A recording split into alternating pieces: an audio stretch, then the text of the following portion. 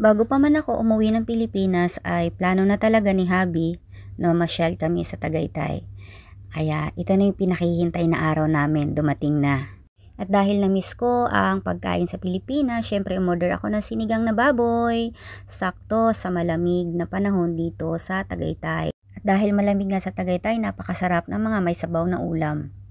At dahil first time nga namin sa lugar na to, hindi namin kabisado kaya nagtatanong-tanong na lang kami kung saan kami sasakay at saan kami bababa. At syempre kapag gustong-gusto mo talaga puntahan ng isang lugar, hahanapin mo talaga yan. Kahit saang lupa-lupa yan ng mundo ay pupuntahan mo. Simula Manila ay gabi na kami dumating sa Tagaytay kaya pagdating dito ay humanap kami ng hotel na matutulugan para kinabukasan saka kami mamamasyal. At hindi naman kamahalan yung mga hotel dito sa Tagaytay. May 2,500 ka lang na pambayad. Okay na, makakatulog ka ng 12 hours at sulit naman. At mas mainam din pala na may dala kayong sariling sasakyan. Kasi dito ay medyo mahal yung mga pamasahe, no?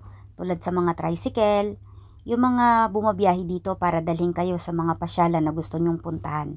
May ilang kaibigan kasi ako na nagtatanong kung magkano daw ba magagastos kapag pumunta sila ng Tagaytay.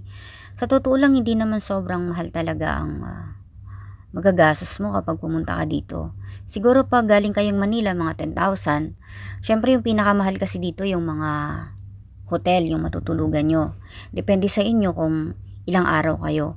Pero kung isang gabi lang naman, meron namang mga mura lang na hotel na 2,500 lang. Okay na, makakapagpahinga ka ng 12 hours.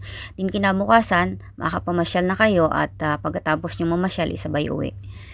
Basta yung calculation ko na yan is Manila lang. So, bahala na kayo kung saan kayo probinsya galing. Kayo na lang magdagdag kung magkano ang napapamasahin nyo simula sa inyong probinsya. Kasi iba talaga yung may dala kang budget para sa mga mabibili mo mga souvenir at kung ano-ano pa.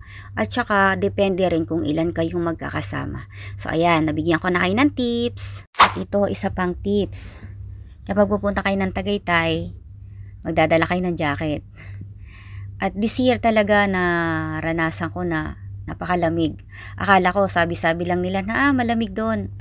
Hindi ko nga talaga akalain na yung lamig sa ibang bansa may experience ko dito sa Tagaytay. Kaya kapag pupunta kayo dito, magdala kayo ng jacket. Sa mga oras na yun ay talagang nag-i-enjoy kami. Video dito, video doon. Talagang sinusulit namin yung araw na magkasama kami. At ini-enjoy namin yung magagandang tanawin dito. Tanawin na nakaka-relax pati simoy ng hangin. At syempre, sinubukan ko ring sumakay sa kabayo. Ayan. Hindi rin nakaligtas sa amin yung lugar na matatarik, maahon. Ayan. Talagang iniikot namin para masulit namin yung araw na to. Ang hindi ko lang sinubukan yung sumakay dito sa zipline. Kasi talagang nalulula ako kapag ganyang kataas. So, ayan, this 2024, isa na namang memorable sa buhay ko na nangyari. Nakapamasyal ako sa lugar na gusto kong puntahan. At syempre, nagpaplano na naman ako kung saang lugar na naman ako susunod na pupunta. Para naman na ma-relax yung buhay ko habang bata pa, 'di ba?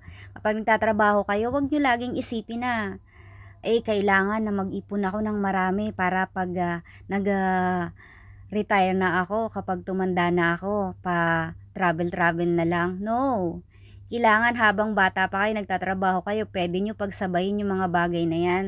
Kasi kapag tumanda na kayo, mahirap na mag-travel, yung kung kailan uugod-ugod ka na, yung mabilis ka nang mapagod, marami ka nang nararamdaman, sumasakit na yung tuhod, napakahirap. Kaya habang bata pa tayo, enjoy natin ang buhay. Kasi kapag nawala na tayo sa mundo, magiging kwento na lang ang lahat ng ito.